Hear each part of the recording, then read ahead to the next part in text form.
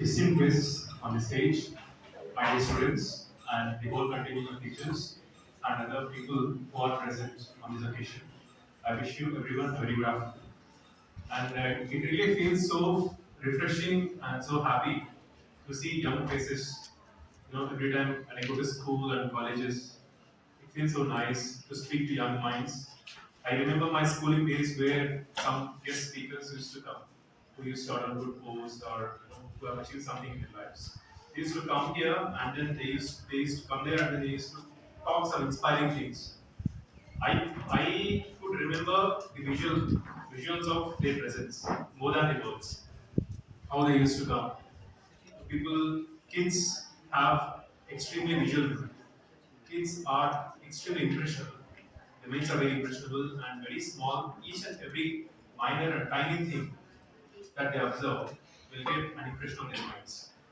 So it feels really, I really feel privileged to come and speak to young minds like these. I'm sure these minds would someday become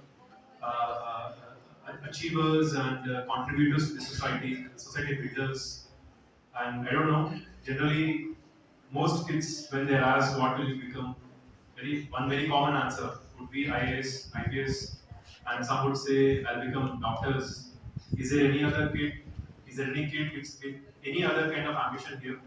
Doctors, IAS, IPS, so okay.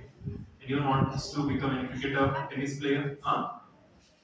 It's okay, you can say. If you want to become an actor, so I really wish, and I really want to encourage each and every one of you to have seeds of thought to become anything, not fall into the mold of society.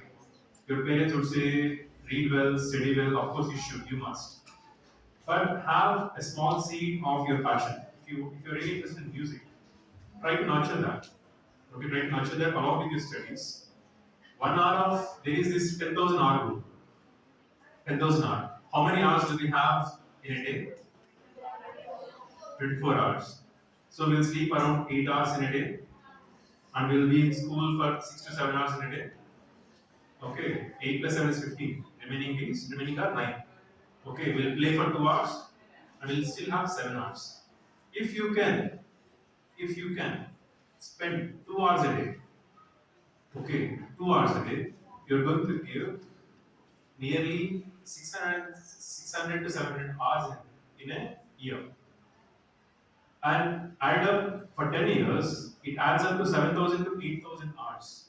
There is something called 10,000 hour rule that has been proven across the world, where all super achievers, Beatles, there is a band called Beatles, which was super hit in 70s and 80s. Every one of you might be knowing Michael Jackson. Oh, nice. So Michael Jackson practiced more than 10,000 hours. And Bill Gates spent more than 10,000 hours in his specific field. Warren Buffett spent more than 10,000 hours. Sachin Tendulkar, Virat Kohli, all these super achievers which we are seeing around have spent at least 10,000 hours in their respective field or practice. So 10 hours of time. You're just 12 or 13 years old. By the time you reach 22 or 23, if you spend 2 hours on your passion, you will become super achiever at international level. Leave your Majalgaon, leave your beat, Maharashtra, India, you will become a super achiever at international level. You can become an international athlete. You can become an international pop star. You can become an international investor, businessman, a politician. You can become an international actor. Only thing is you have to have that focus, that passion, interest, and spend those 2 hours of time or 1 hour of time. So have these thoughts in your mind. Don't be scared to dream. Dare to dream. You should have dreams. This is not the same India we're having right now when we were kids and when respected mans were kids. That was a different India. This is a different India and it's going to be entirely different India. For us to have that entirely different India, we have you guys. Okay, young minds, and we have you people to take India to the next level. And I really get happy whenever I see infrastructure, schooling facilities, college facility in a place called Majalgaon. We have similar places in our own states, We don't have such facilities at this level of places. In Majalgaon, there are at least 6 to 7 good schools, and there is a really good, contingent of teachers which teach you and great facilities. So you should not stop dreaming. And there is internet. Most of you, even at this age, I think, are connected to internet. How many of you know Korean pop, K-pop?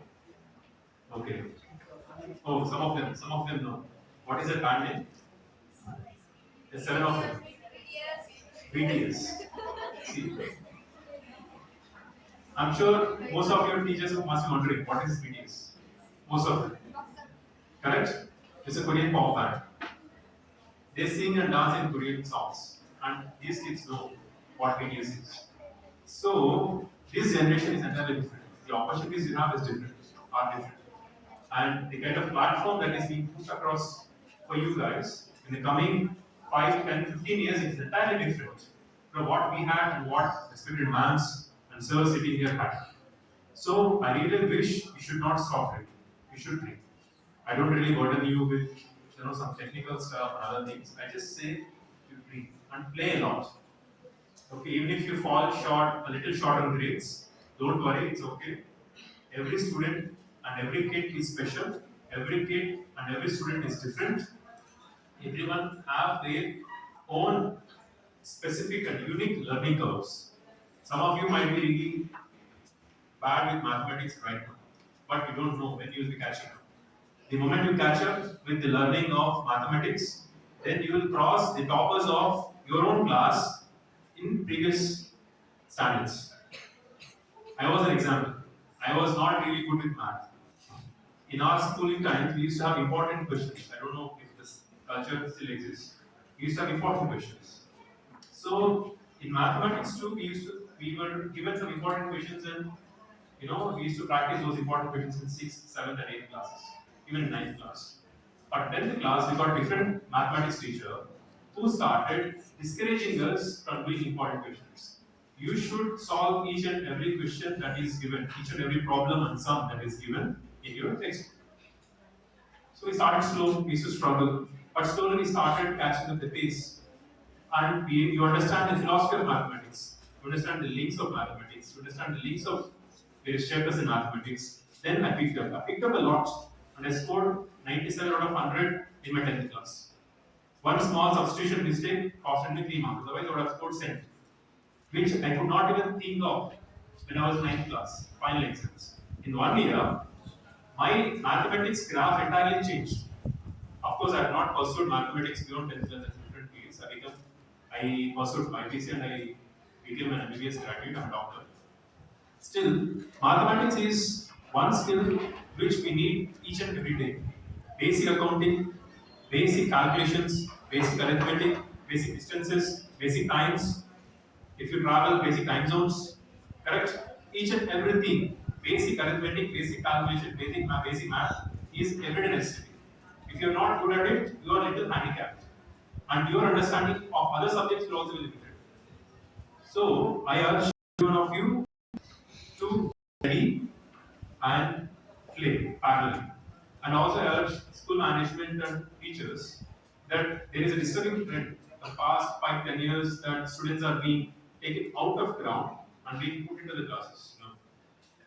There are international researchers by top universities like Mayo Clinic, MIT, you name it, even in Indian research centers, that person's personality is formed in ground.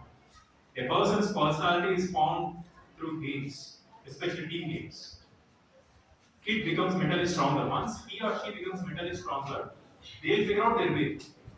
You give them a textbook, you tell them some basics, they'll figure out their way. They sit down and they spend their time and they learn after the age.